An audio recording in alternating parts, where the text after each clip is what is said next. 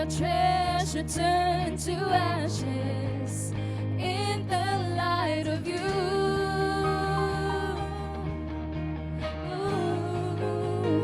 As we're singing, holy is the Lord Almighty. Only you are worthy, worthy of it all. One more time. Every tribe will see your glory.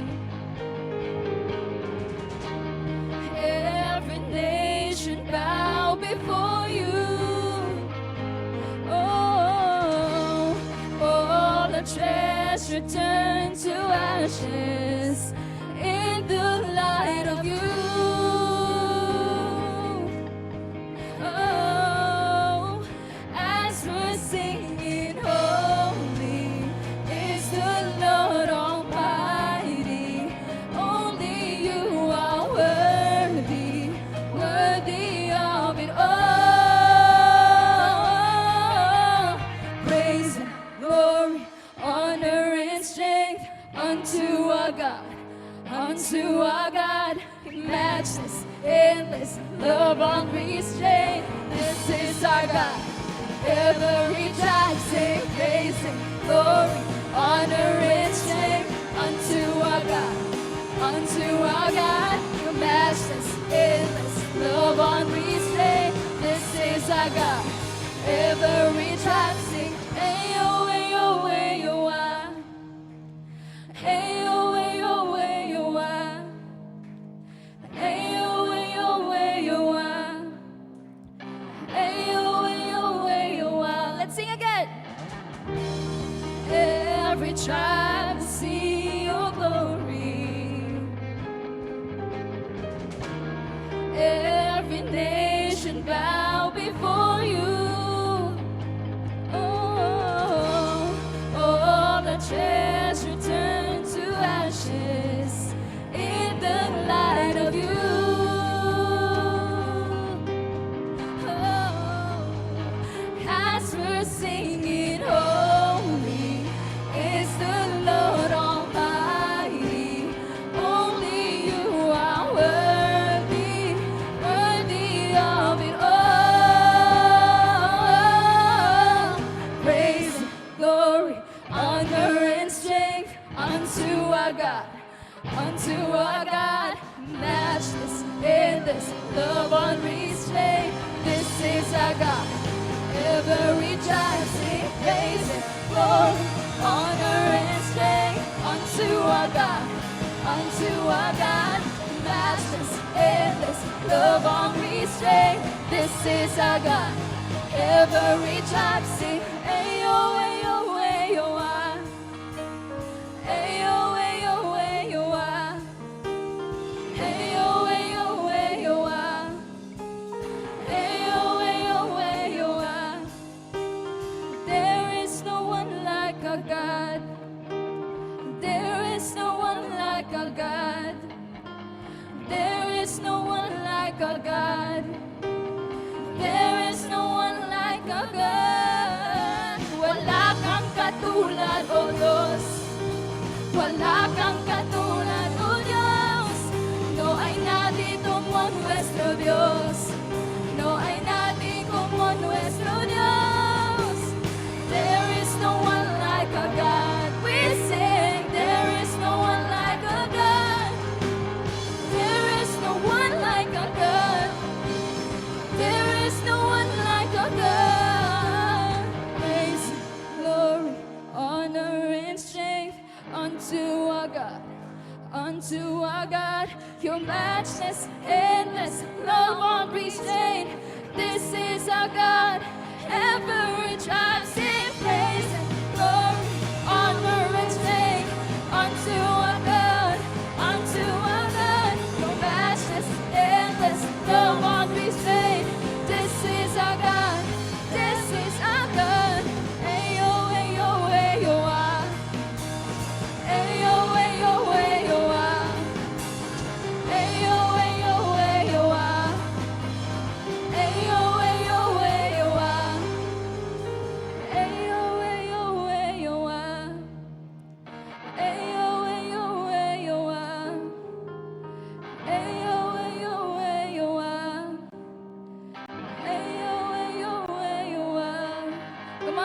clap our hands for Jesus.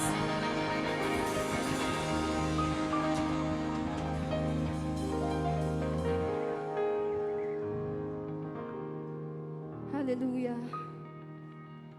We praise you, Father. We glorify your name in this place. Mga kapatid, before we proceed to our next song, may I request everyone to please close your eyes. Ipikit po natin yung mga mata natin ngayong oras na ito. And while your eyes are closed, allow me to share this word. From the book of Psalms chapter 95, verses 1 to 2, and I'm reading from the NLT version, and it says, "Come, let us sing to the Lord. Let us shout joyfully to the rock of our salvation. Let us come to him with thanksgiving. Let us sing psalms of praise to him."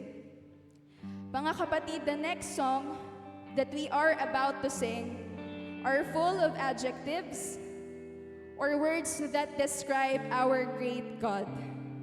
And I believe lahat sa atin dito naranasan at patuloy na nararanasan ang ilan sa mga katangian ng Panginoon na palagi nating ipinagpapasalamat sa buhay natin. At yun ay ang katapatan at kabutihan ng Panginoon.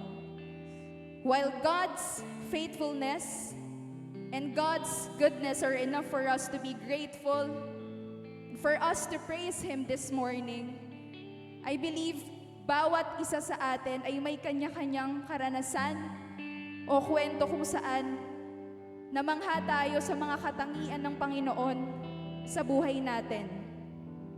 Healer, provider, our comfort, our shelter, and our beautiful Savior. And while your eyes are closed this morning, I want you to think of that situation in your life. Kung saan namangha tayo kung paanong ipinaranas at ipinakita sa atin ng Panginoon ang katangian niya. And I pray in Jesus' name na habang iniisip natin ang mga sitwasyon na ito, mag-umapaw sa galak, mag-umapaw ang puso natin sa pasasalamat. And this morning, as we sing this song, let us not just simply sing it. We always hear these words every Sunday, and cliche as it may seem, but let us give our very best in worshiping our great God this morning. Mga kapatid, samahan po ninyo akong awitin. Itong kanta nga awitin natin ngayong umaga. At katulad ng sinabi, let us give our best. Let us sing with a joyful heart and a grateful heart this morning.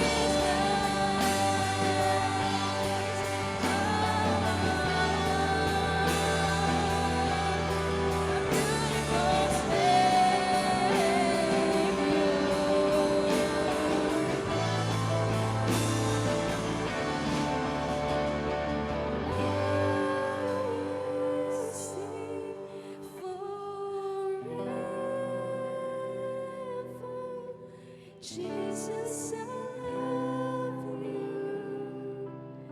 Jesus, I love you. Let's sing this together. And I will sing forever.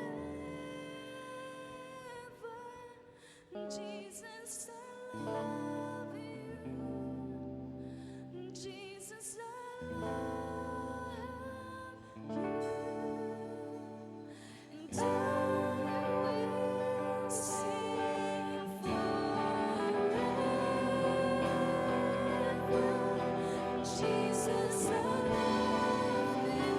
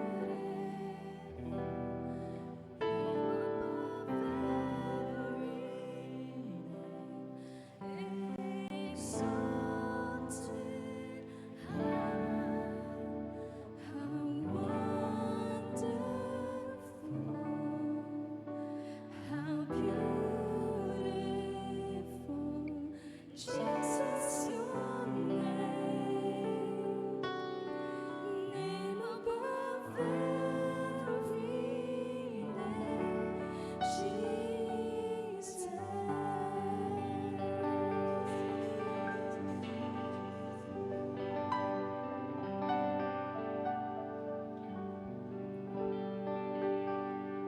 I continue to bless and magnify your name in this place, O God. Maraming salamat, Panginoon, for the privilege to worship you freely, Panginoon. Maraming dahilan, Panginoon, para papurihan at dakilain namin ang pangalan mo. And this morning, Lord, bawat pusong naririto ay may galak sa kabutihan at katapatan at sa mga katangian na ipinaparanas mo sa buhay namin. And with that, Lord, we will continue to sing for you with joy, with a grateful heart, Father. At panalangin namin na naway maging mabangong samiyo ang aming papuri sa iyo ngayong umaga. We thank you, Father. We glorify your holy and beautiful name. Thank you, Jesus.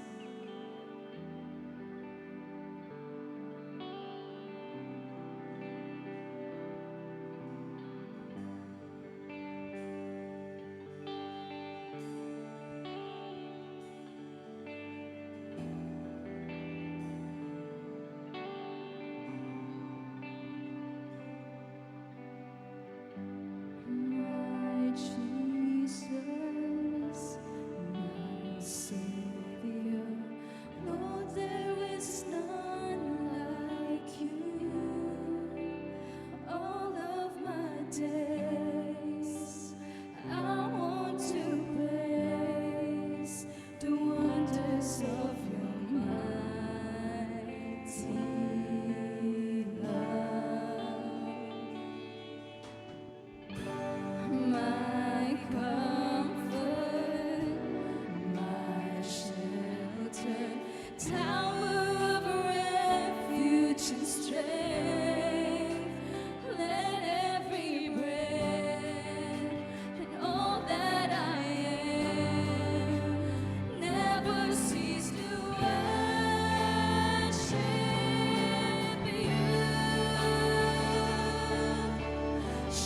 to the Lord, all the earth, let us sing.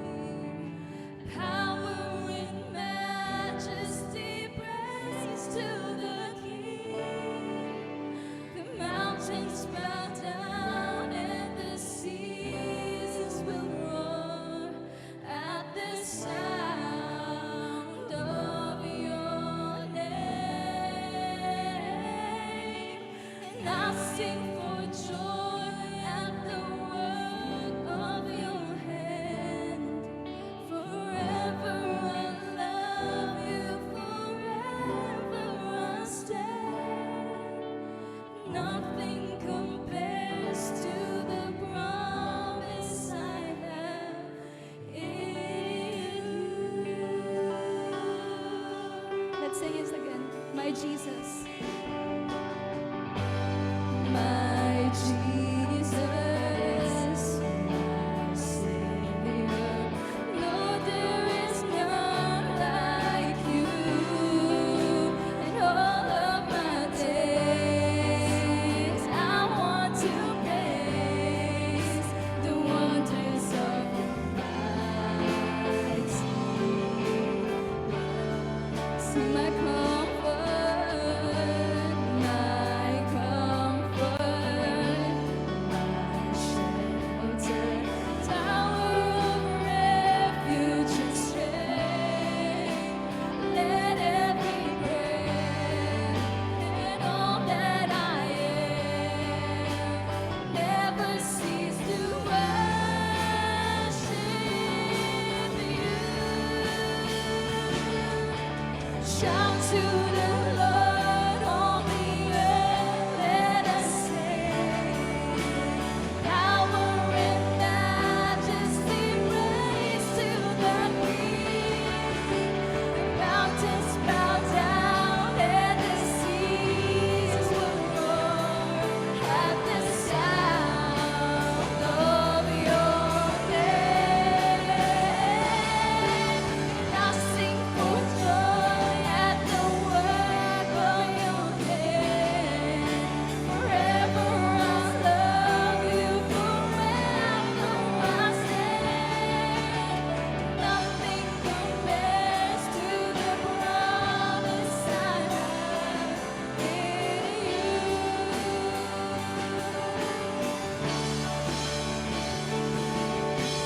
Come on, church. This is the best time to give our adoration and worship to our holy and great God. Come on, let's worship Him.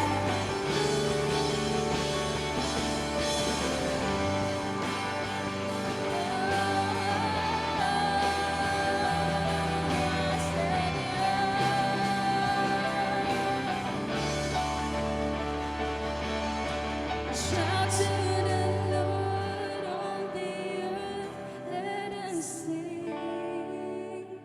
Power and majesty, praise to the King.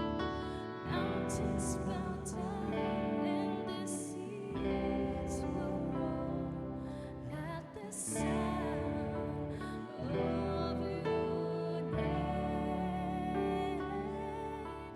I'll sing for joy at the work of your hand. Forever I'll serve you, forever I'll stand. Nothing compares to the promise. For the last time, let's sing shout. Shout to the Lord, all the earth, let us sing. Power and majesty, praise to the King. The mountains bow down and the seas will roar at the sound of your name. And I'll sing for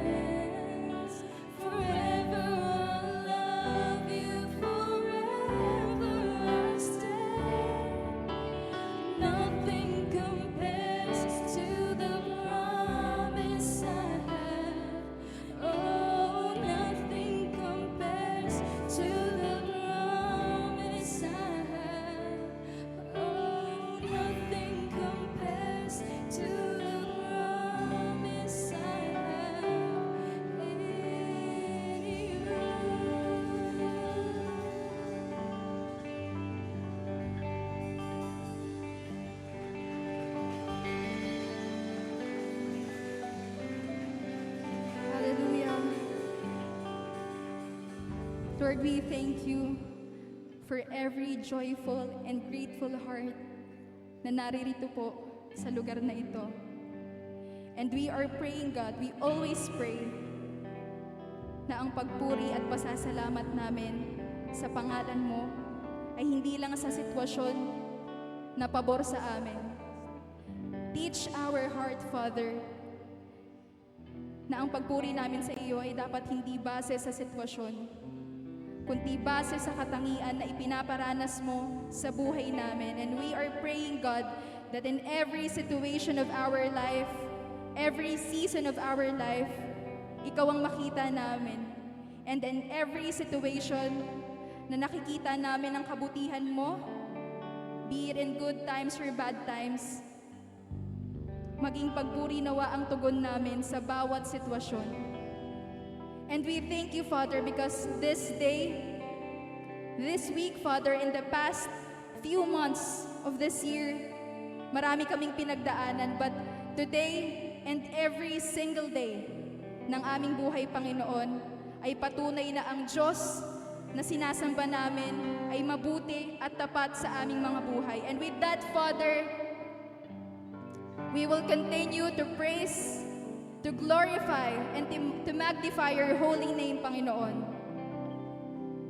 Bigyan mo nawa kami ng mga mata at puso na nakikita ang kagandahan ng pagpuri sa pangalan mo, Panginoon.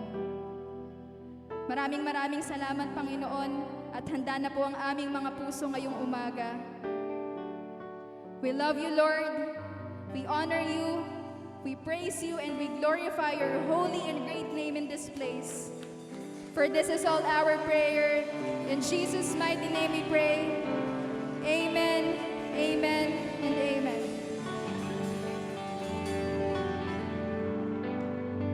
All right, thank you. Praise and worship team, and of course, sa media for a very heartwarming praise and worship sa umagang ito. Sige po, as everyone is gathering or looking for their seats, just a few announcement. Good morning po pala sa ating online viewers for today. Okay, so announcement po, to begin with, panatilihin po nating malinis ang ating simbahan lagi. Pagkatapos nating kumain or after ng Sunday celebration. Okay, so yung mga pinagkainan, yung mga basura po natin, damputin po natin sila after natin or pagkatayo natin, and then idiretso po natin sa trash bag sa may kusina para na rin po makatulong or hindi na rin po makadagdag sa trabaho sa paglilinis after. Okay?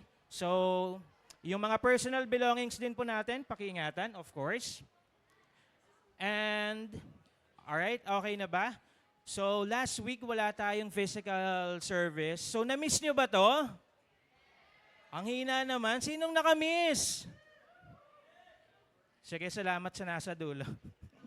Alright, so wala tayong physical service last week. But praise God, maganda ang weather natin for this week at hindi na maulan. So, I'm sure na-miss nating makinig ng personal dito sa simbahan. At wag na nating patagalin, tinatawagan ko na magbabahagi ng mensahe sa umagang ito ang ating mahal na pastor, Adet Golitoy. Thank you, Kuya Jester. Magandang umaga sa ating lahat. Good morning. Gaya ng sinabi ni Kuya Jester, ay nagpasya po tayo na hindi tayo magkita-kita last Sunday para naman masiguro na safe po tayo. And salamat po sa Panginoon sapagkat binigyan niya po tayo ng magandang panahon ngayon. And actually, na-miss ko po yung last Sunday. And for those of you na nakapanood po online, we would like to thank and appreciate Kuya Chet sa kanyang message last Sunday. Kuya Chet, asan ka? Thank you. Anyway, dahil po nagkita-kita ulit tayo ngayong umaga, pwede bang batiin mo yung katabi mo, kaliwa at kanan, at sabihin mo sa kanya, I am blessed because you are here this morning.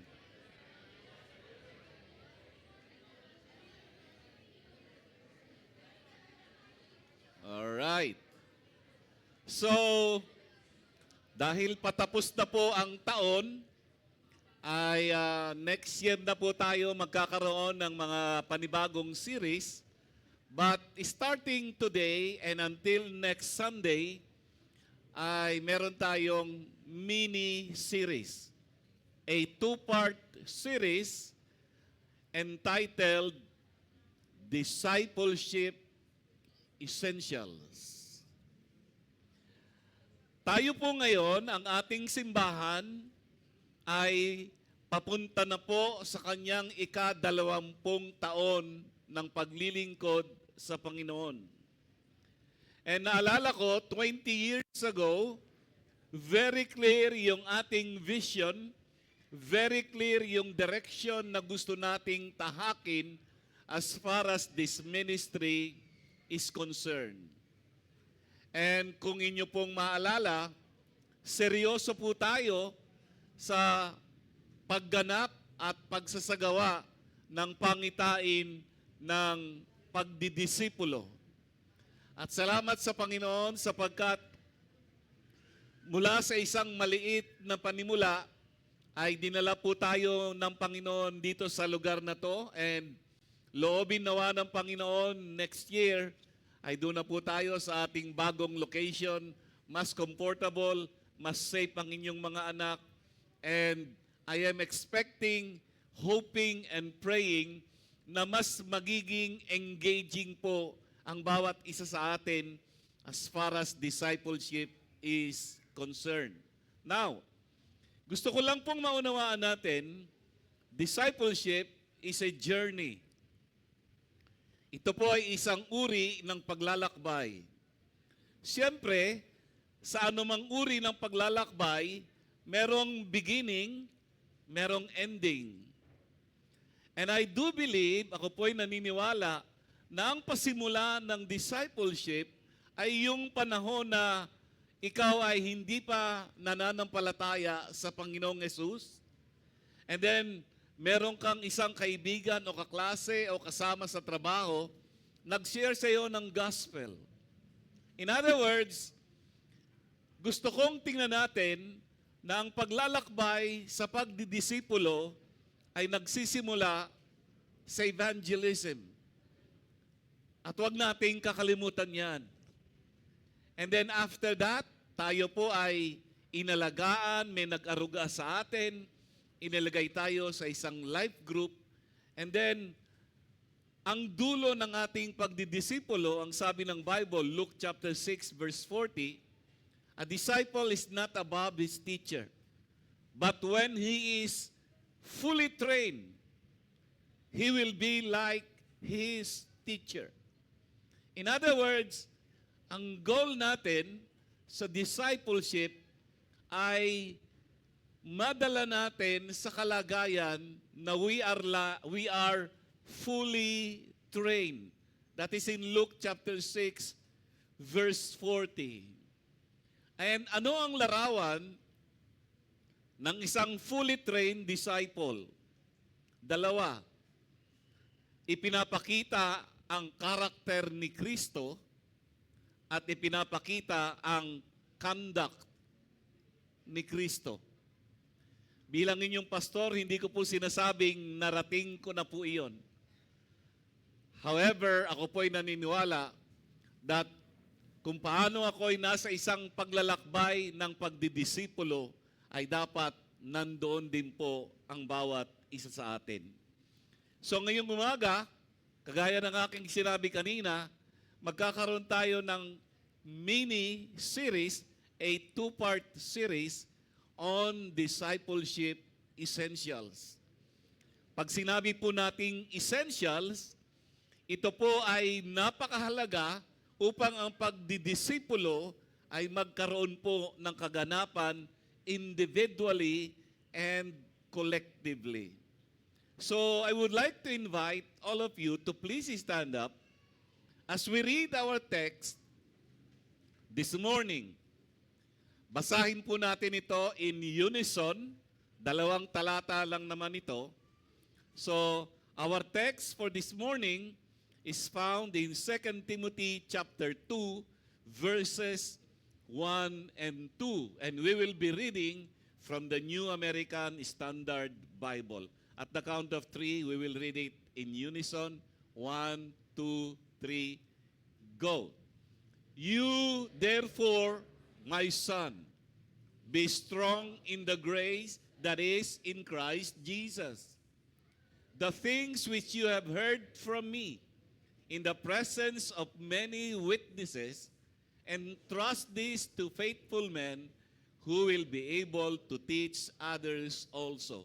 2 Timothy chapter 2 verses 1 to 2, New American Standard Bible. Let us pray.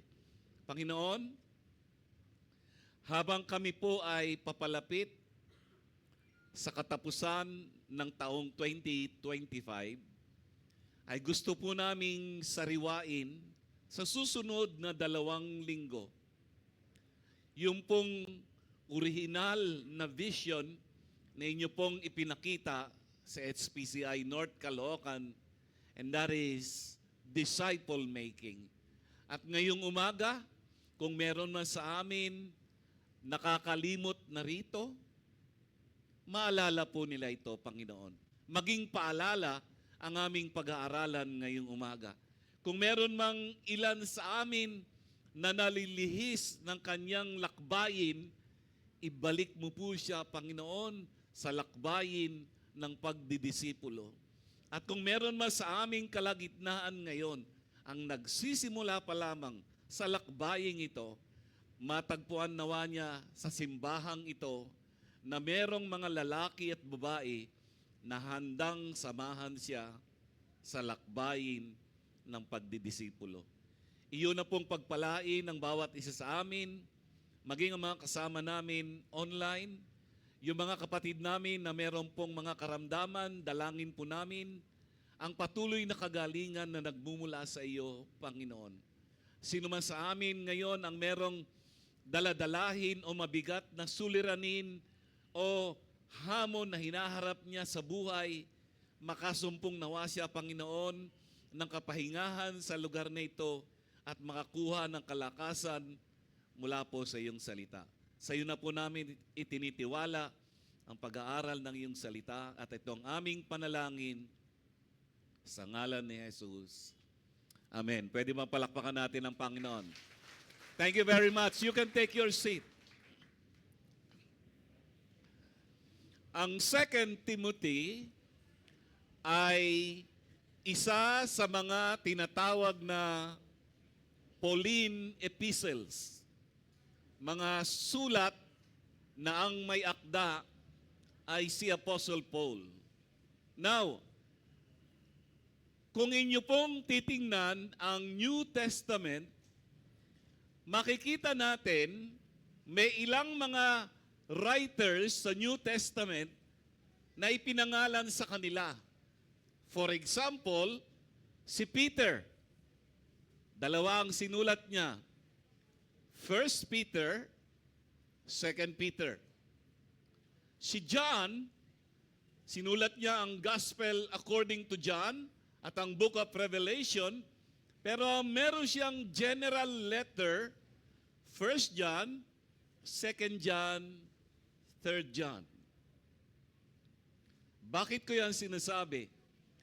Bakit yung mga letters ni Paul ay hindi tinawag na 1 Paul, 2 Paul, 3 Paul, 4 Paul, kasi 14 yon. Naisip nyo na ba yon? Naitanong na po ba ninyo minsan sa inyong pagbabasa ng New Testament, bakit nga pala yung mga sulat ni Apostle Paul, hindi Paul 1, Paul 2, Paul 3, Paul 4, and so on? Hayaan ko po kayong i-research yan para meron kayong assignment. Ito pong 2 Timothy ay bahagi po ng tinatawag na pastoral letters. Binubuo ng 1 Timothy, 2 Timothy, at saka Titus. And pag binasa po natin yung kabuuan ng 1 and 2 Timothy, by the time of this writing, si Timothy na po ang pumalit na pastor kay Apostle Paul na sinimulan niya ang simbahan dito po sa Efeso.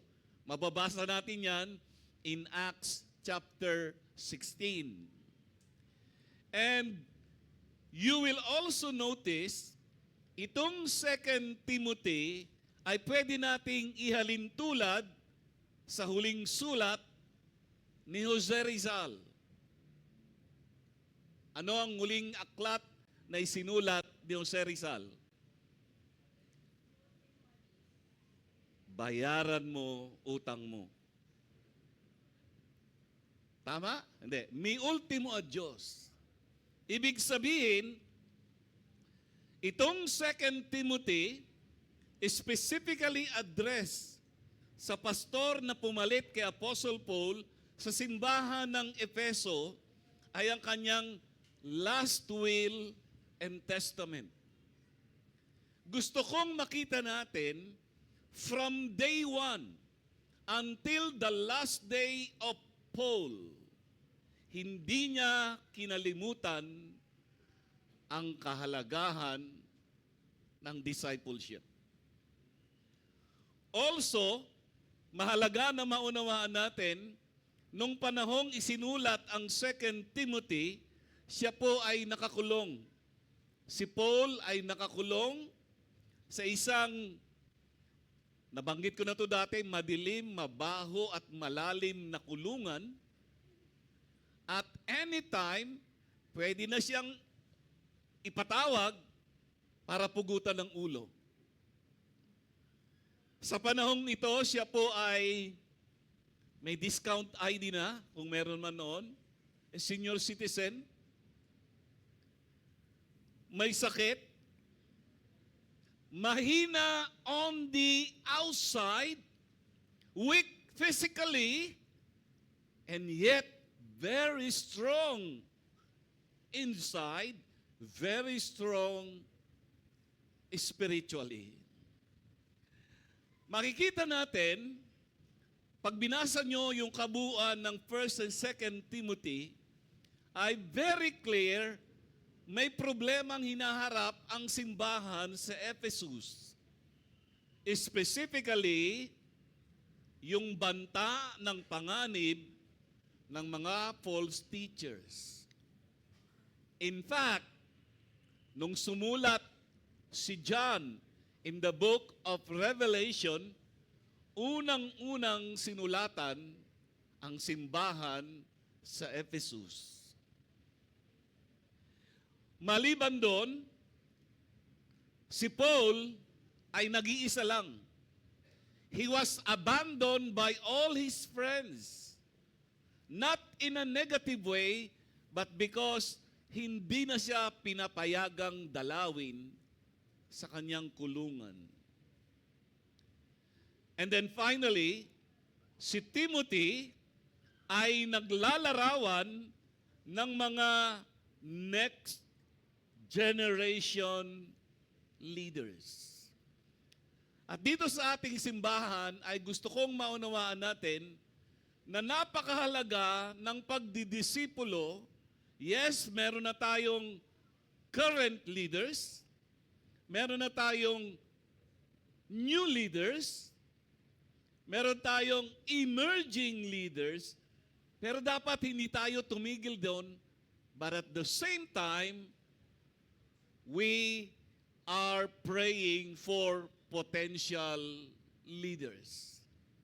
So, itong 2 Timothy ay inilalarawan ni Apostle Paul kay Timothy, yung pastor na pumalit sa kanya, na kapag ikaw ay naglingkod at sumunod sa Panginoon, there will be pains, pero meron ding gains. That's the beauty of ministry.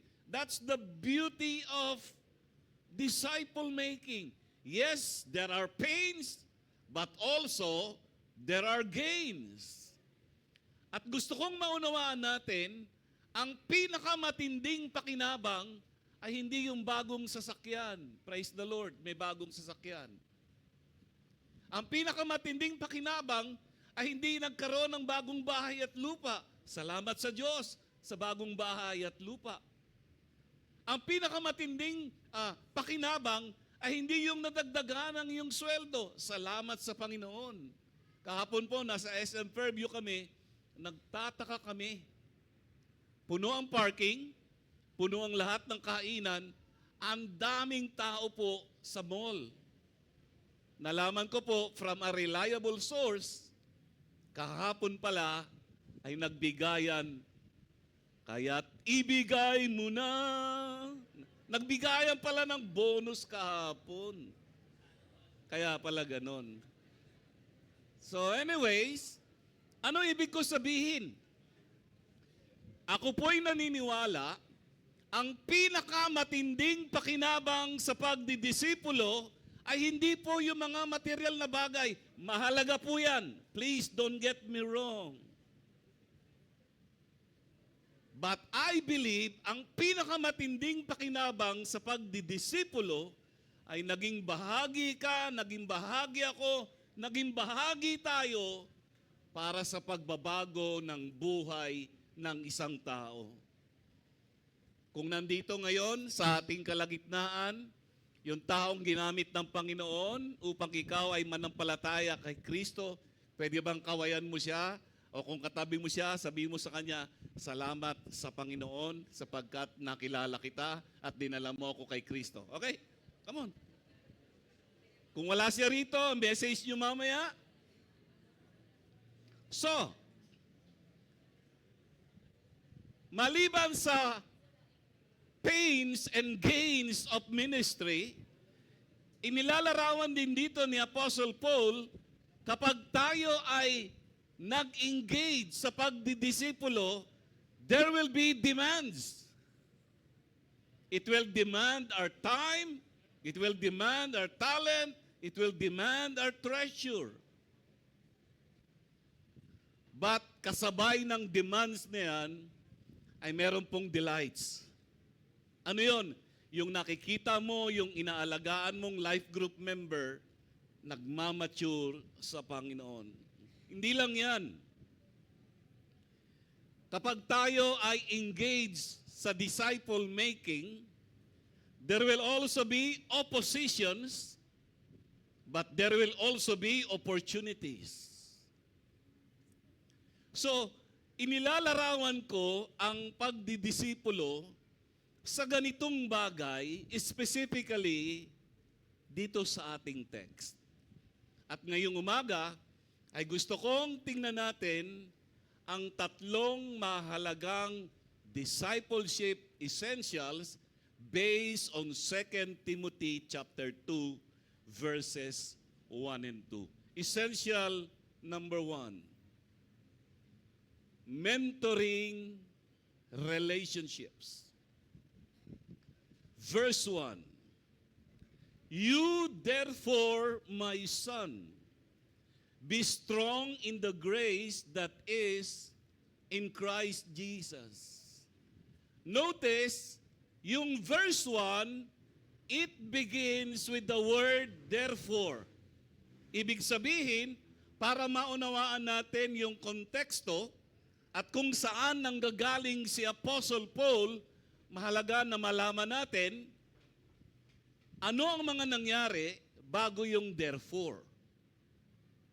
So pag binasa ninyo yung chapter 1 ng 2 Timothy chapter 2, doon ay makikita natin si Timothy ay para bagang naduduwag sa kanyang pagpapastor at para bagang ayaw niyang mag-engage sa pagdidisipulo. Dito ay mababasa natin yung verse 7 ng chapter 1, God has not given us the spirit of fear, but of power and of love and of sound mind. In other words, Paul was encouraging Pastor Timothy, a young pastor, na parang sinasabi niya, Timothy, I know the pains, but I want you to understand, merong gains. Timothy, I want you to understand, merong demands, pero merong delights ang ministry. Timothy, I understand. Hindi kita ini-invalidate. I know the oppositions, but I also know the opportunities. So, mentoring relationships. Ibig sabihin, ganito. Sa pagdidisipulo, napakahalaga, you build a healthy, deep, and growing relationship sa pinapalaga sa iyo ng Panginoon. At sa relationship na yan, tuturuan mo siya.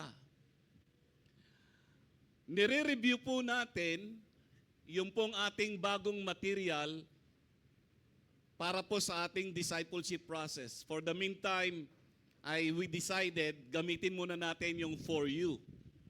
But later on, pag natapos na po lahat ng ating manuals, magsishift po tayo. Sa kasalukuyan ay ginagawa ko po yung Vines 3. At kung pamilyar po kayo, Roots, Vines 1, Vines 2, Vines 3. Okay?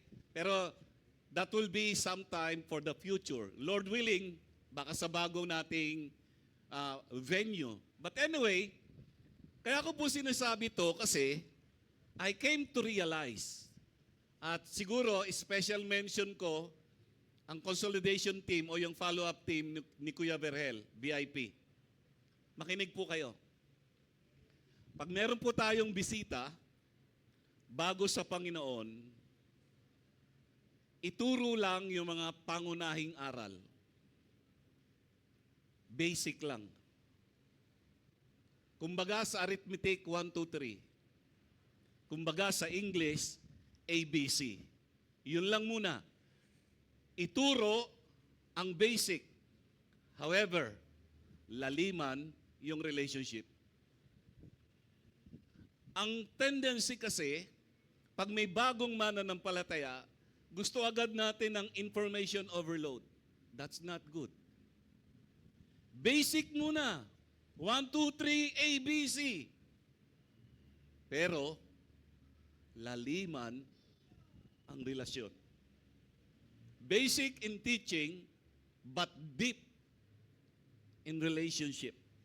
And I do believe, kapag ginawa natin yan, lalo na sa VIP natin, lalo na sa mga invites ninyo, magkakaroon sila, I believe, ng reason to stay. Laliman ang relationship. Because discipleship basically is all about relationship. What is mentoring? Let me give you this definition. Mentoring is a relational experience where one person empowers another by sharing God-given resources. And what are these God-given resources? Tatlong T, alam na natin to. Time, talent, treasure. Gusto kong dagdagan ng ikaapat na T, touch. Ano ibig ko sabihin? If you are a life group leader, o kahit ang alaga mo ay isa pa lang o dalawa, teach the basic, however, go deep in relationships. Use God-given resources in building that deep relationships. The goal is spiritual reproduction. So yun ang goal natin. Na yung tinuturuan natin ngayon, later on, ay magdidisipulo rin pagdating ng araw. Next slide na tayo. So the goal is spiritual reproduction. Mentors nurture our souls. They shape our character and sharpen our competence. They call us to become a complete person, a whole person, and by the grace of God, a different person. So napakahalaga nitong ating pinag-uusapan at dahil ginagawa na po natin ito and kung if by any chance ay nalilihis tayo sa ating pangunahing task, then by all means, let our teaching this morning be a reminder. Paghusayan ang relationship. Nung panahon po na sinulat ang Biblia, meron pong dalawang school of thought when it comes to mentoring. Ano yan? Sa mga Grego, ang mentoring nila, classroom model. Whereas, ang Hebrew mentoring, coach model. Magkaiba yon. Sa Greek mentoring, ang focus, academic. In the Hebrew mentoring, the focus is relational. In the Greek mentoring, it is passive. In the Hebrew mentoring, it is experiential. In the Greek mentoring, it is theoretical. In the Hebrew mentoring, it is on-the-job training. Napaka-laki ng kaibahan. And Paul being a Hebrew, I do believe ito ang kanyang estilo ng pagdidisipulo. Parang coach, relational, experiential, and on-the-job training. Dito sa point number 1 ng discipleship essential, specifically mentoring relationship, gusto kong tingnan natin yung dalawang S. The first one is submission. Sabi dito, you therefore my son. Sa Biblia, ang simbahan ay inilalarawan ng maraming iba't ibang uring paglalarawan. For example, ang simbahan ay itinutulad sa isang building. Ang pundasyon ay si Kristo, tapos nagtatayo tayo doon sa pundasyon na yon. Ang simbahan ay inihalin tulad sa isang army na dapat umaabante. Sa New Testament, ang simbahan ay inilalarawan bilang isang templo. Binubuo ng iba't ibang mga bato para later on maging templo para bahayan ng Espiritu ng Diyos. Pero ang pinakagusto kong paglalarawan sa isang simbahan ay isang pamilya. At makikita natin itong katotohanan ito sa salitang ito ni Apostle Paul. You therefore my son. Si Timothy ay hindi physical na anak ni Paul. Pero dahil si Paul ang nagdala sa kanya sa pananampalataya sa Panginoon, ang naging relationship nila, father and son relationship, mother and daughter relationship. Ibig sabihin ganito, when it comes to discipleship essentials, it is very important na maunawaan natin yung konsepto ng mentoring relationships. And under that mentoring relationship is the principle of submission. Gusto kong maunawaan natin, submission is not one way. Submission is two-way, mutual. So paano magsasubmit si Paul kay Timothy? By being a good example. Being a spiritual parent, Paul must be a good example to his son in the faith. And that is submission.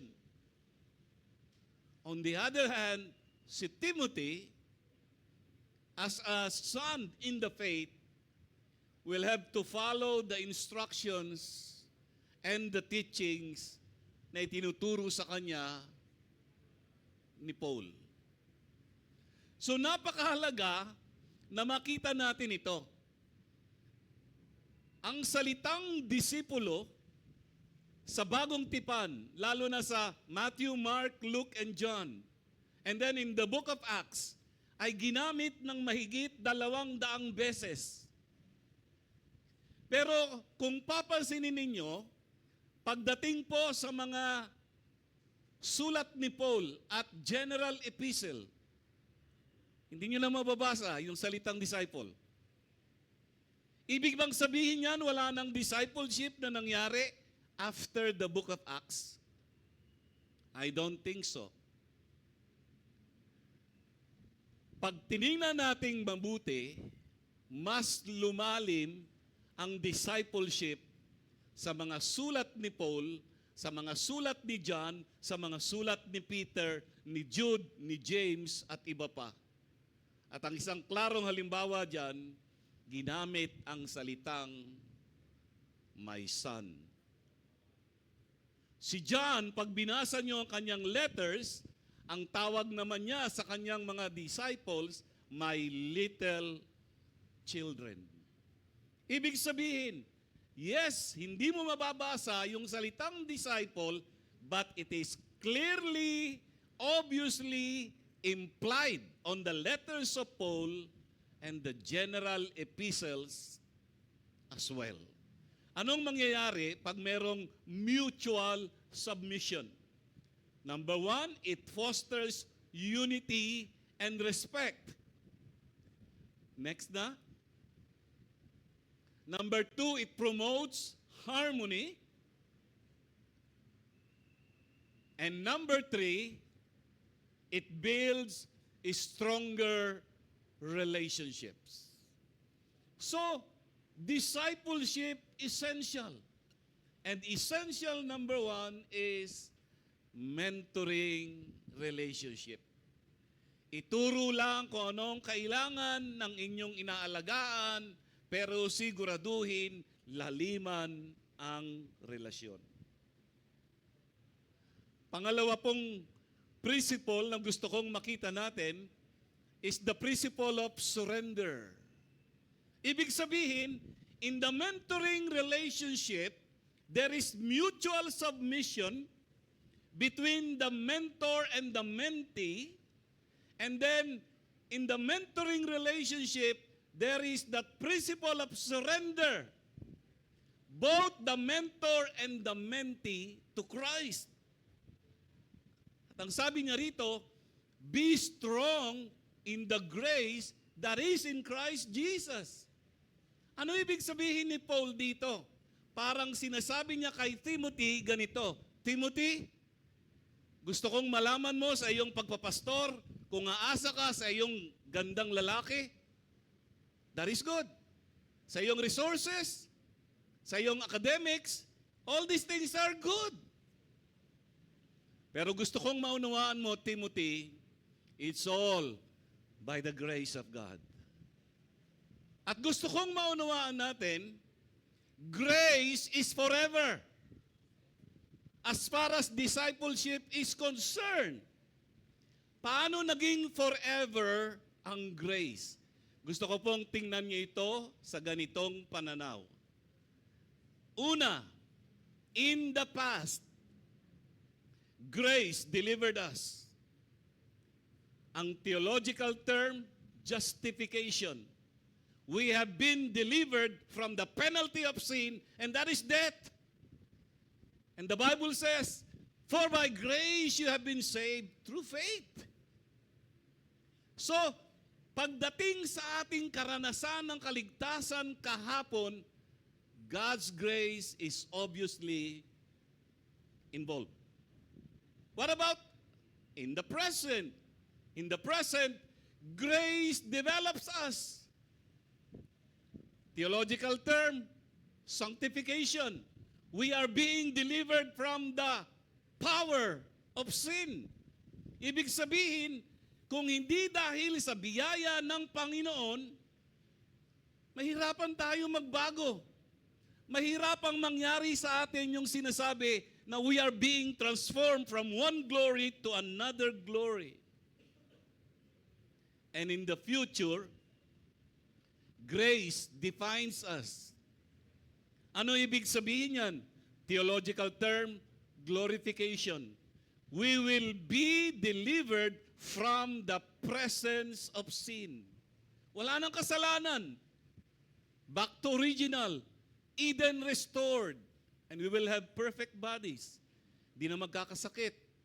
Hindi na puputi ang buhok. Hindi na kukulubot ang mukha. Hindi na maubos ang ngipin. Walang rayuma. Walang gout. Walang arthritis. Walang diabetes. Ano pa? Walang PCOS. Why? It's because of the grace of God. So ano ang ibig kong makita natin? Ibinabalik ko lang po itong huling mga linggo ng November kasi po sa last Sunday ng November ay meron po tayong guest speaker. Fifth Sunday may rotation po tayo. At gusto kong kunin yung huling 2 linggo ng buwan ng November para balikan po natin yung ating pangitain, walang iba kundi pagdidisipulo. Essential number 1, mentoring relationship. Ilang tanong na pwede mong ilagay sa isip mo ngayon. Sino ang nag-i-invest sa'yo spiritually? Second question, kanino ka nag-i-invest spiritually? Essential number 2, maturing responsibility. That is in the first part of verse 2. Ang sabi rito, the things which you have heard from me in the presence of many witnesses, entrust this to faithful men. Now, tingnan niyo pong mabuti yung verse na yan. The things which you have heard from me in the presence of many witnesses. In other words, discipleship is public. Maraming nakakita. Yung verse 1, discipleship is basically private. In other words, when you engage in disciple making, both your private and public life are involved. At dito sinasabi ni Paul, yung mga bagay na narinig mo sa akin sa presensya ng maraming saksi, entrust this to faithful men. Parang entrusted network ni Kuya Crispy. So, ano ba ang ibig sabihin nito? Gusto ko pong tingnan natin yung kahulugan ng salitang entrust. Kuya Christian Paul, makakatulong to sa iyo para ma-reinforce ang inyong life group. The word entrust was a first century banking term that literally meant to make a deposit. Uy. Pwede pa lang kahit wala kang bangko, pwede kang magdeposito. Okay? Kasi itong ang entrust na to ay galing sa lumang salita nung panahon na yon na ibig sabihin to make a deposit. Ibig sabihin ganito, every time we engage in discipleship, mentoring relationship, we are making a deposit. Every time we give our time, we are making a deposit sa buhay ng tao na pinaalaga sa iyo ng Panginoon. Every time we use our talent, every time we use our treasures, we are making a deposit. So ano itong deposit na ito? Para maunawaan natin yan, sa 2 Timothy chapter 1, verse 14, same book, etong sabi ni Paul, guard through the Holy Spirit who dwells in us the treasure which has been entrusted to you. So merong kayamanan na diniposito si Paul kay Timothy, at ang gagawin ngayon ni Timothy, Timothy, yung depositong ibinigay ko sa iyo, ideposito mo naman sa iba. Alam nyo, sa usapang pera, parang hindi tayo papayag. Bakit ko i-deposito sa iyo eh? Kaya nga ako nag-iipon eh. Okay lang yon. Pero pagdating sa disciple making, dahil may nagde-deposito sa iyo, meron kang i-deposito sa iba. At pasahan ng deposito. And I do believe, itong deposito na to ay walang iba kundi the truth of the gospel. Yung mabuting balita na ipinangaral, diniposito ni Paul kay Timothy, ay Timothy, kailangang ideposito mo naman yan sa iba. And I am praying, time will come, magkakaroon tayo ng rotation sa VIP strategy natin, Kuya Berel. Para magkaroon ng on-the-job training, yung ibang mga kasama natin dito. Pwede mo pag-isipan yung konsepto na yon. So, the truth of the gospel. Yun yung diniposito sa ating lahat. At nung naunawaan natin, nagsisi tayo sa ating kasalanan at tayo'y sumampalataya kay Kristo bilang ating Panginoon at tagapagligtas. Gusto ko pong ilarawan sa ating lahat ngayong umaga itong the truth of the gospel. Gusto kong ilarawan yan sa 4 na paglalarawan. Ganito po yan. Next slide.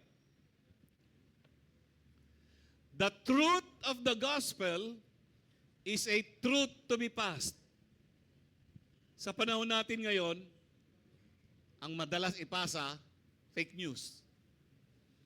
Kahapon, habang nasa SM Fairview kami ni Kuya Jason, Ate Pauline, Kuya Rap at si Ate Abey, kasama si Piang, ako at si Mami Jess, may pinakita akong picture kay Jason. Sabi ko, uy, parang lockdown na sa Malacanang. Oh. Tingnan mo, sabi rito sa post. Tinignan ni Jason. May pinindot-pindot siya. Sabi niya, Dads, fake news po yan. Grabe. Napansin niyo sa ating panahon ngayon kung gaano kabilis lumaganap ang mga maling balita. Pero, kung ikaw, ako, tayo ay totoong disipulo ni Kristo, tayo ay merong katotohanan na dapat ipasa. Na ano yon? Si Jesus lang ang tanging tagapagligtas, si Jesus lang ang tanging daan sa langit, hindi relihiyon, hindi mabuting gawa, mabuti naman ang mga bagay na yan. Si Jesus lamang. Sapagkat siya ang namatay doon sa krus ng Kalbaryo para bayaran ang ating mga kasalanan. At ang sabi ng Biblia, ang sino mang sasampalataya sa Kanya ay magkakaroon ng buhay na walang hanggan. So it is a truth to be passed. It is a trust to be preserved. It is a tool to be proven. And it is a treasure to be prized. Ganda. Pag naunawaan natin, yung katotohanan ng mabuting balita, ipapasa natin yan, ipipreserve natin yan, gagamitin natin yan, at iingatan natin yan sa ating mga puso. Pangalawang bagay na salita na gusto kong tingnan natin is the word faithful. Sabi ni Paul kay Timothy, Timothy, yung mga aral na narinig mo sa akin sa harap ng maraming saksi, ideposito mo. Kanino? Kahit kanino? No. May qualifier. Ideposito mo sa mga ano? Tapat na mga tao. So ang tanong, Dads, paano ko malalaman kung tapat yung pinagpapasahan ko? Paano ko malalaman na yung dinideposito kong katotohanan ng Ebanghelyo ay faithful? Yan po ang ilang sa mga palatandaan. Faithful disciples are receptive, responsive, reachable, remindable, reliable. Kaya pag napansin po ninyo, pag may binabati ako sa inyong birthday, isa sa madalas na gamitin ko ay ang salitang reliable. Kung hindi ko man nailagay yon, huwag kayong magdamdam. Nakalagay naman doon, anak, relationship naman. Okay? So, kahit saan mo tingnan, panalo pareho yan. Okay? So, anyway. So, discipleship essential, part 1. 2 Timothy 2, 1 and 2. Mentoring relationship, maturing responsibility. And finally, number 3. Multiplying results. Madali lang pong tandaan ang ating pinag-aaralan ngayon. MR. Mentoring relationships, maturing responsibility, multiplying results. Sabi sa huling bahagi ng verse 2, who will be able to teach others also. Tingnan niyo po ito. Pag hindi tapat ang iyong napasahan, hindi niya ipapasa yan. Hindi niya ituturo yan sa iba. Pero pag tapat yung ating napasahan, kapag tapat yung ating nabigyan ng deposito ng katotohanan ng Ebanghelyo, papasa niya yan. So, gusto kong ilarawan ito. Actually, ginawa ko na ito dati. Pero gusto kong ulitin uli ngayong umaga for the sake of illustration. Paul, halika. Ikaw. Okay. Halimbawa, si Paul ay si Paul. Okay? First generation of disciple. Yung katabi niya, halika anak, si Timothy. Okay?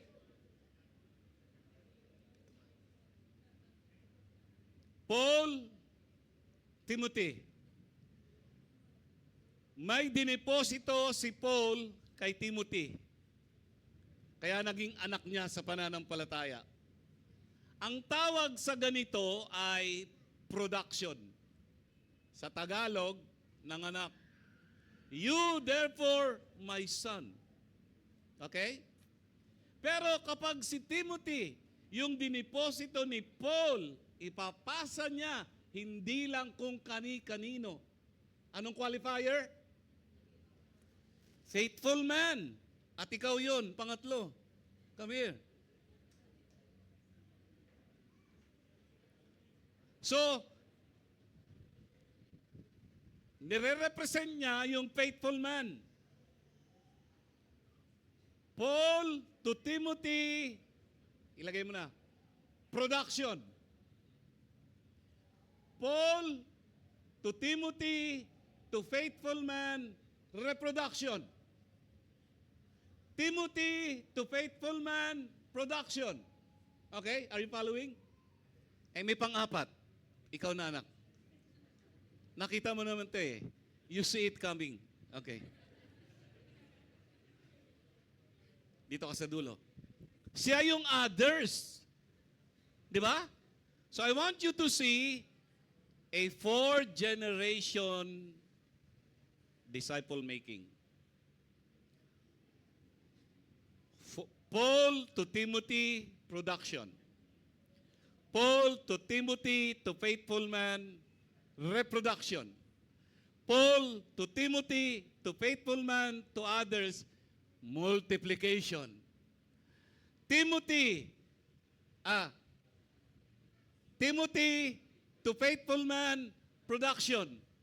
Timothy to faithful man, to others, reproduction. Tawagin pa rin kita, halika anak. What if yung diniposito sa others, diniposito niya uli? Production, multiplication. Uulitin niya lang. So ang mangyayari nito, dahil malinaw yung pinapasang deposito, malinaw yung produkto na napoproduce. And the product is called disciple. Okay? Production, reproduction, multiplication, production, reproduction, multiplication. Ibig sabihin ganito, bilang inyong pastor, si Joey,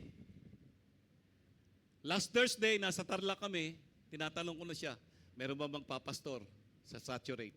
Meron po, dads. And if that happens, Joey found faithful men. At dito sa atin, meron tayong pastoral staff.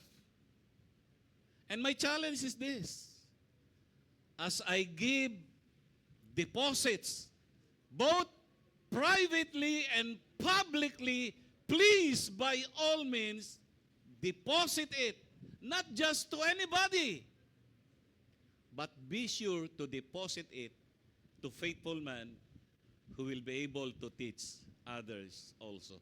Palakpakan natin ang mga ginawang ito. Salamat sa inyo mga anak. You can take your seat.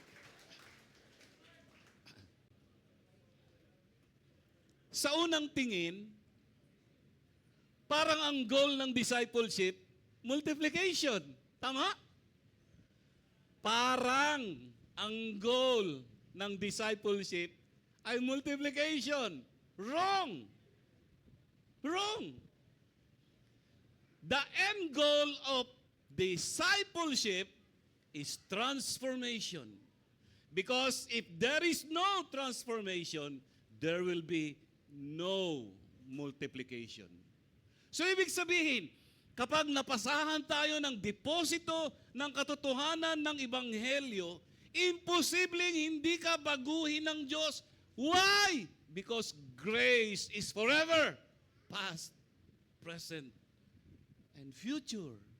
Listen to this statement. God redeems us so as to transform us in order to multiply us. Transformation must precede multiplication. Ibig sabihin, nagkakaroon lang ng totoong multiplication kapag si Paul ay nagbabago sa biyaya ng Panginoon, si Timothy ay nagbabago sa biyaya ng Panginoon, yung faithful man ay nagbabago sa biyaya ng Panginoon, at yung others ay nagbabago sa biyaya ng Panginoon. Why?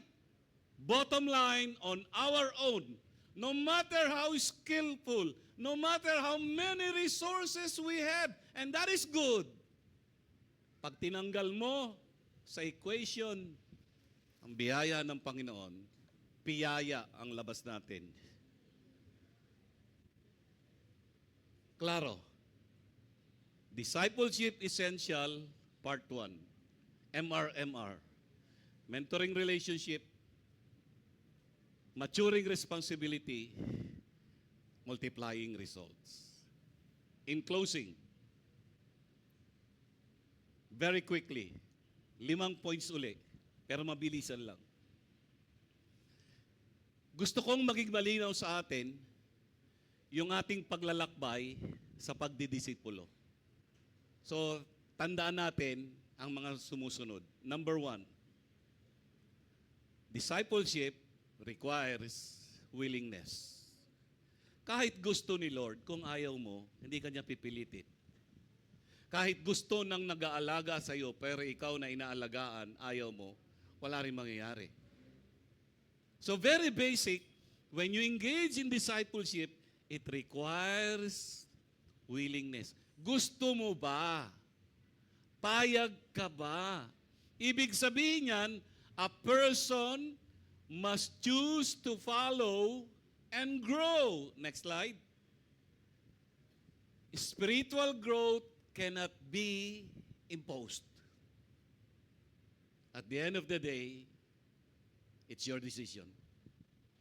It's your choice.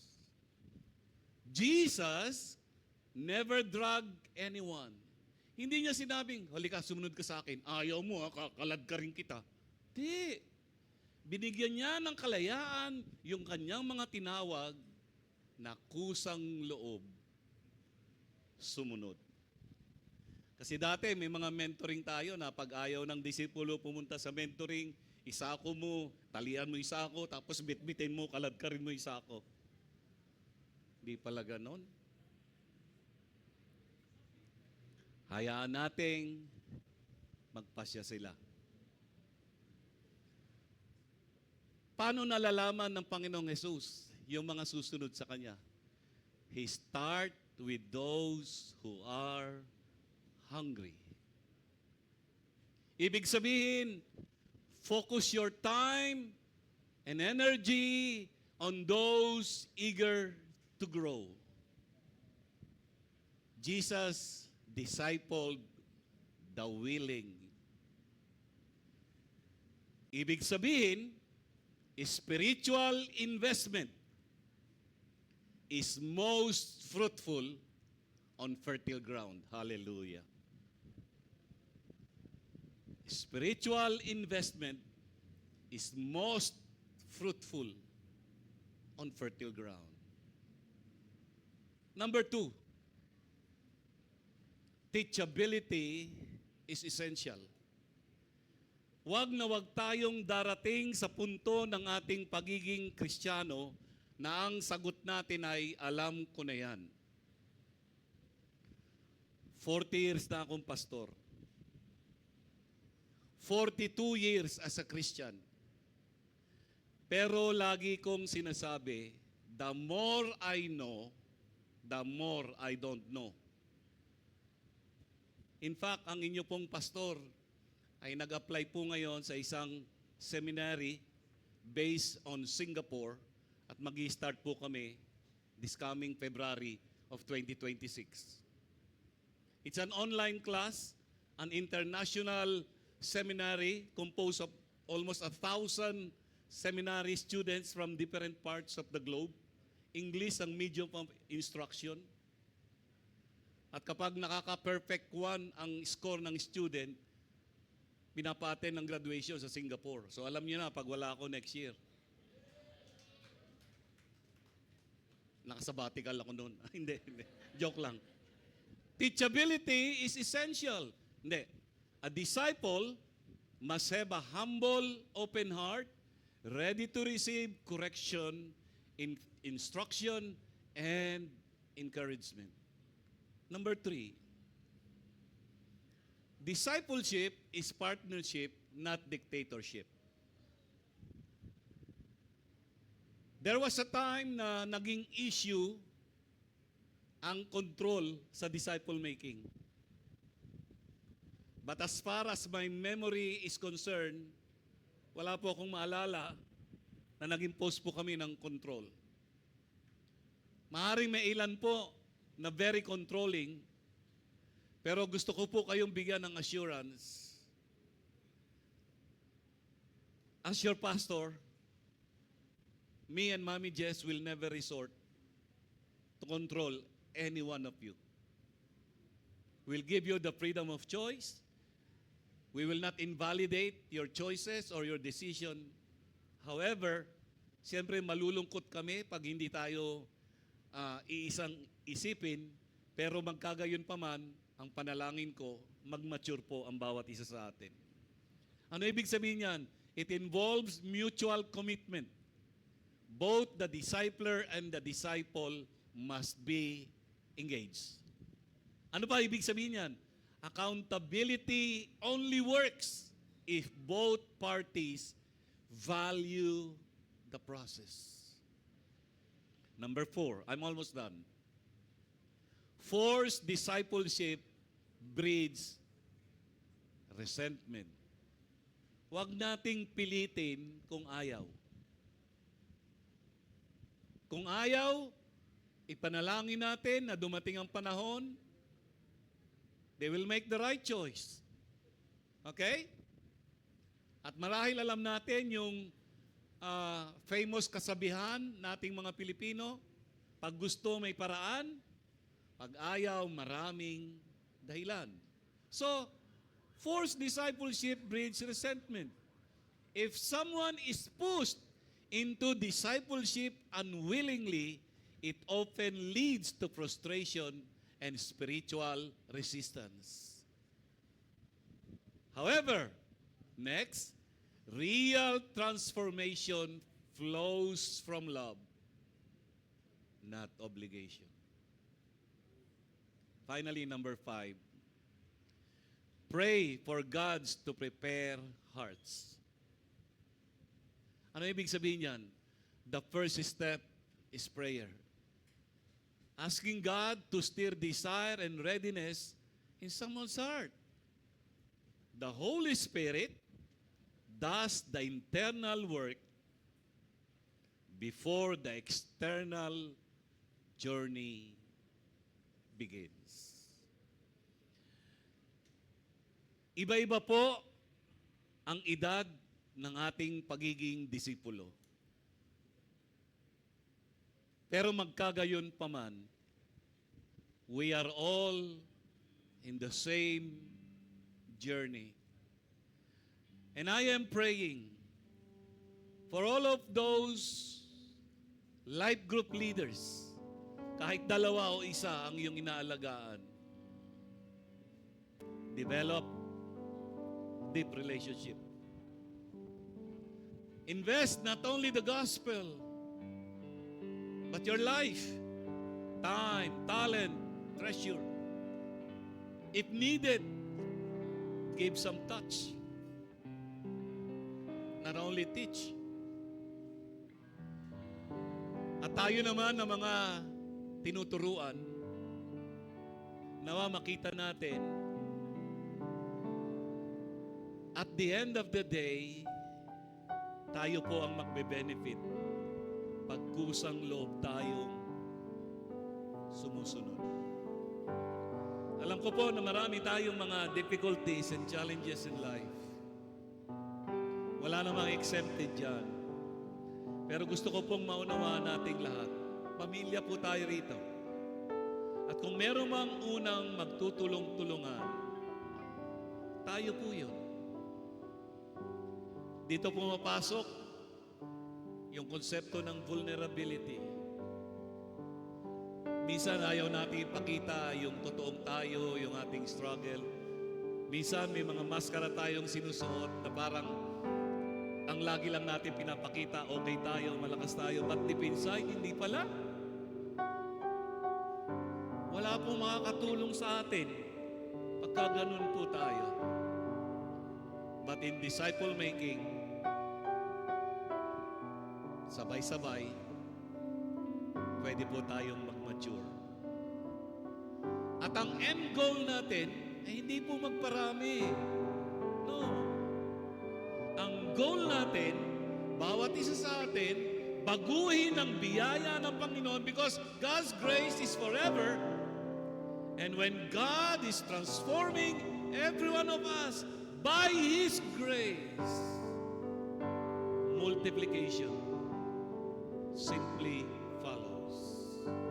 In other words, no transformation, no multiplication. Tatayo po tayong lahat. And as a response, I would like to invite you to sing this song. And I am praying habang inaawit natin to that the Holy Spirit will touch our hearts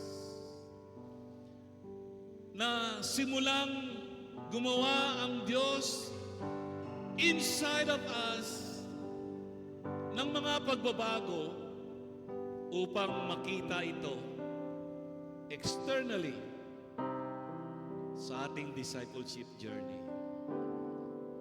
We will sing this song.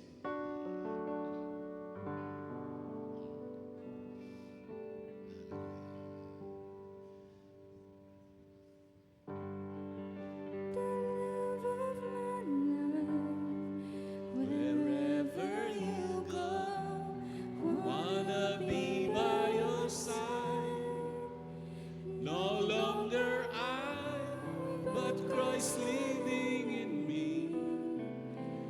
serving you for all eternity. My eyes set on you in this race that I run. No longer my ways. Let your will be done. Make me a servant, my heart's ever true. Clinging to the cross, I'll follow you. I'll follow you.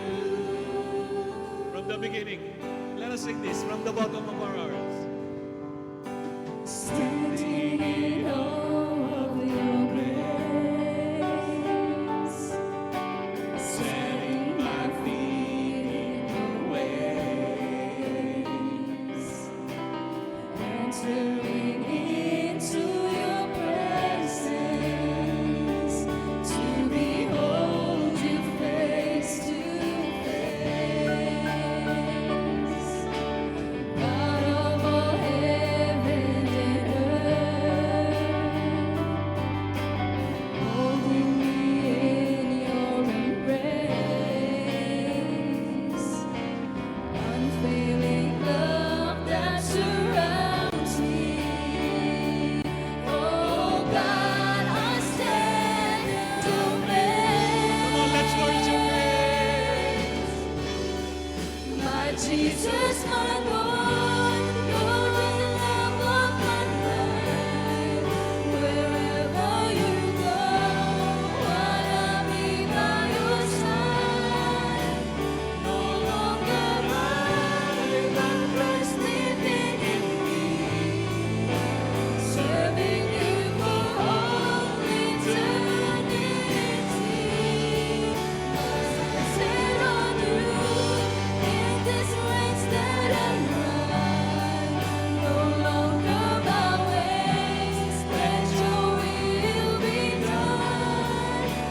Make me a servant, my heart's ever true. Clinging to the cross, I'll follow you.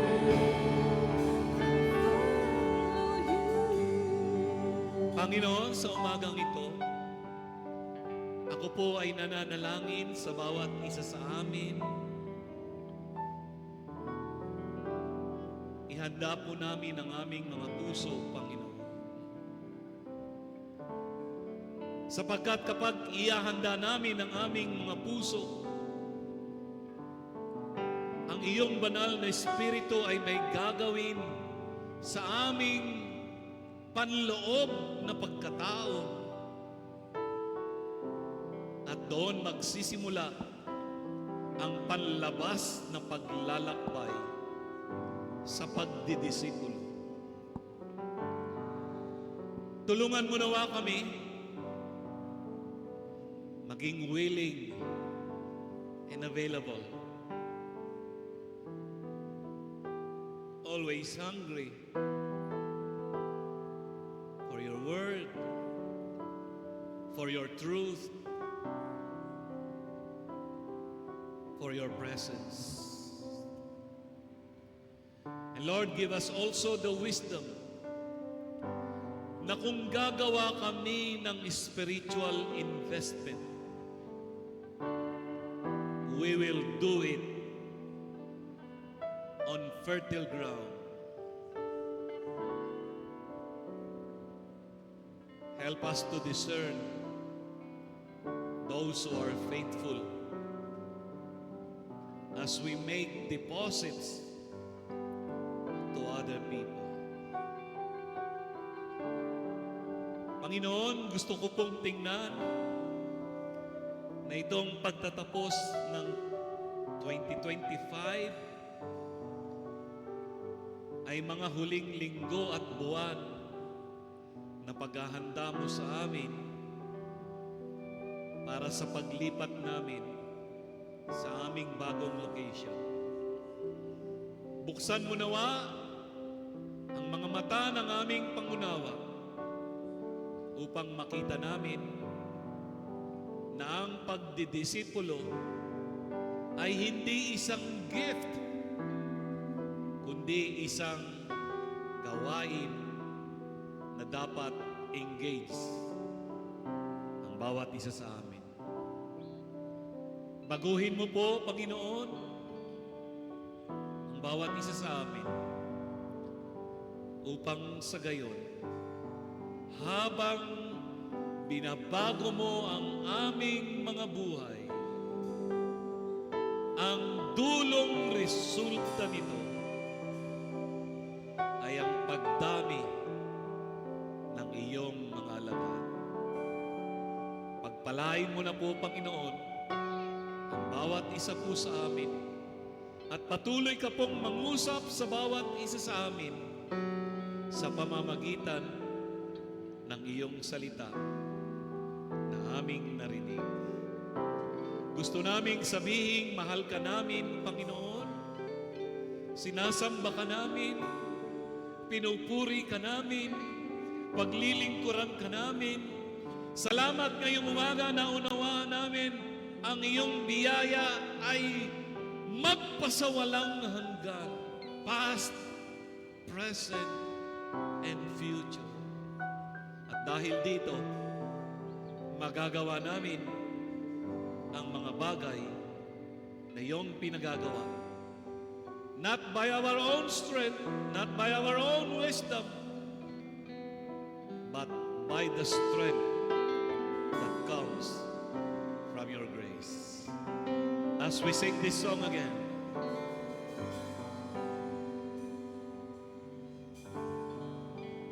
Jesus, my Lord, you're the love of my life. Wherever you go, wanna be by your side. no longer But Christ living in me, serving you for all eternity. My eyes set on you in this race that I run. No longer my ways, let your will be done. Make me a servant, my heart's ever true.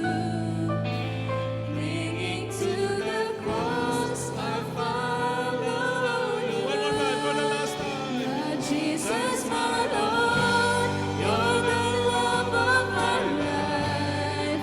Wherever you go, wanna be by your side. No longer I, but Christ living in me, serving you for all eternity. My eyes set on you in this race that I run. No longer my ways, let your will be done. Make me a servant, my heart's ever true. Clinging to the cross, I follow you. Oh, Jesus, my Lord, you're the love of my life. Wherever you go, wanna be by your side. No longer I, but Christ living in me, serving you through all Eternity, my eyes set on you in this race that I run. No longer my ways, let your will be done. Make me a servant, my heart's ever true. Clinging to the cross, I follow you. I follow you. Taas po natin ang ating dalawang kamay. Tanggapin natin ang pagpapala ng ating Panginoon. Sa Kanya na makapag-iingat sa inyo upang hindi kayo magkasala at makakapagharap sa inyo ng walang kapintasan at may malaking kagalakan sa kanyang kaluwalhatian. Sa isang Diyos na ating tagapagligtas, sa pamamagitan ni Hesukristo na Panginoon natin, sa kanyang kaluwalhatian, kadakilaan, kapamahalaan at kapangyarihan mula pa noong una, ngayon at magpakailanman. And everybody said, Amen. Amen. Come on, let us give the Lord a hand. Hallelujah. Salamat po, Panginoon. Salamat po, dakilang Diyos. Thank you very much. You can take your seat. Thank you, praise and worship team. Ayan, thank you po. That's for the message sa umagang ito. And for our praise and worship team, salamat po. Tuloy na po tayo. I invite everyone to rise up po for our tithes and offering part. Sige, tayo po tayo. Thank you, everyone. Okay. All right, so please pray for the envelopes that you have po and I will close it na lang sa prayer. Let's go mga kapatid.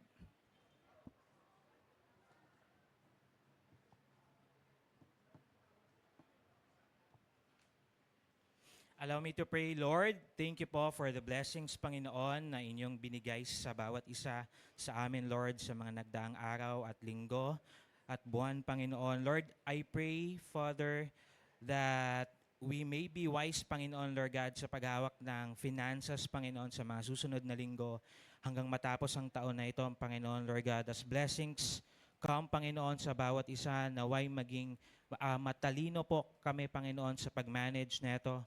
At tulungan mo po kami, Panginoon, Lord God, na gamitin ito sa tama, gamitin ito for your glory, Panginoon, Lord God. Ganon din po, tulungan niyo po kami maging blessings, Panginoon, sa ibang tao, Lord. Use us as a channel, Panginoon, Lord God, sa mga ibang nangangailangan. And I pray, Lord, that for every one of us here, may we find ourselves faithful, Panginoon, at the end of the year. And may we continue, Lord, to be a steward, a good steward of you, Panginoon, Lord God, sa iyong mga mata. Salamat, Lord. Ingatan niyo po ang aming family, ang aming work, ang aming school, ang aming businesses, Panginoon, Lord God, ang aming mga property, at kayo na po ang bahala, Panginoon. In Jesus' name, amen and amen. Happy giving, everyone. And habang tayo po ay nagbibigay, may mga announcement po na ipa-flash sa screen na atin.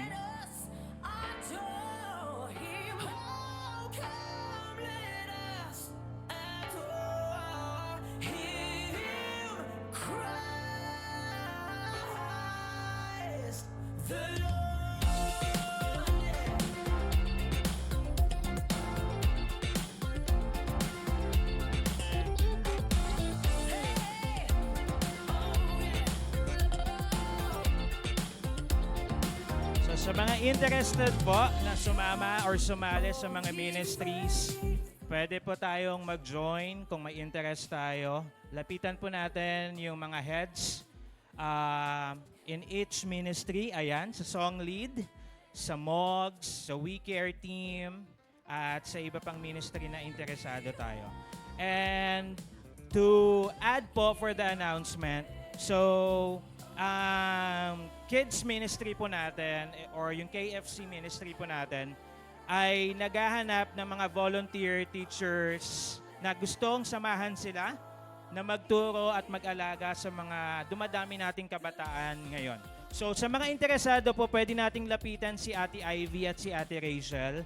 Lapitan po natin sila kapag gusto po nating pumasok and i-assist na lang po tayo ni Ate Ivy at saka ni Ate Rachel. Alright. Ganon din po, gusto ko pong sabihin na wala po munang mag-donate for our donation drive. So marami pa po tayong ibebenta. Okay, so hinihikayat po ang bawat isa. If kaya po natin and if we are willing to check po yung mga items na meron tayo, please do so. Napakamura niya lang from 10 pesos up until 100 pesos. So if we have the chance, Please support po natin yan because all the proceeds po will go for our church building. And speaking of our church building, so I encourage at ini-encourage natin ang bawat isa, if hindi man tayo makapunta sa construction site to pray over for the place, for the building that will be built there in the future, may we always include yung church building natin sa ating mga panalangin araw-araw. Okay? I pray na masama natin siya sa mga panalangin natin at naway matupad ang goal natin for the next year completion. Okay, and tuloy-tuloy pa din po ang PB Talks. Hindi man po or na-postpone man po ang Project Koinonia ng Prayer Box. Pero ang PB Talks every Monday 6:30 a.m. online ay tuloy-tuloy pa rin po. Ganon din ang Wednesday Inspiration ni Dads. At ayun lang. And tayo na po tayo, everyone, as we close. So for today, we do have 2 VIPs po. At kapag tinawag po natin ang pangalan ng mga VIP, palakpakan po natin sila at i-welcome po natin sila. So ang unang VIP, ayan po, si Asher Escosora. Invited ni Elvira Escosora ng Rise Up. Hello po, Asher. At ang ating second VIP, ay si Mark Kenneth Azares, invited ni Romnick Cantuba ng Queen Esther Network. At maraming salamat po sa pagsama sa amin. Sa mga nag-invite, please, samahan po natin sila sa VIP team. Kila Kuya Verhel dito right after this service. Sa VIP 1 po, hanapin po natin si Kuya Joseph and then si Ate Tina. And then sa VIP 2, si Kuya Darwin and si Ate Naza. And ayun lamang po. So, I believe we're ready. Gutom na tayo. Let's pray. Panginoon, salamat for this day. Salamat, Lord, for the message you have given to us, Lord. Ingatan niyo po kami for the rest of the week sa mga gagawin namin, sa mga plano namin. Samahan niyo po kami, Lord. Ingatan niyo po ang aming family, Panginoon, Lord God. Ang aming pag-uwi, Panginoon, sa aming mga tahanan, Lord. At hanggang sa aming pagkikita next week, samahan niyo po kami. Lord, we thank you for this day, and we love you, Lord. In Jesus' name, amen and amen. And a reminder, yung mga kalat po natin, please pakidampot po. Ayun lang, happy Sunday! VIP team po, si Mark Kenneth po, and then si Asher. Pakisamahan po natin sila dito sa may dulo. Please po, kay Romnick Cantuba, pakisamahan po natin sila sa dulo. Thank you.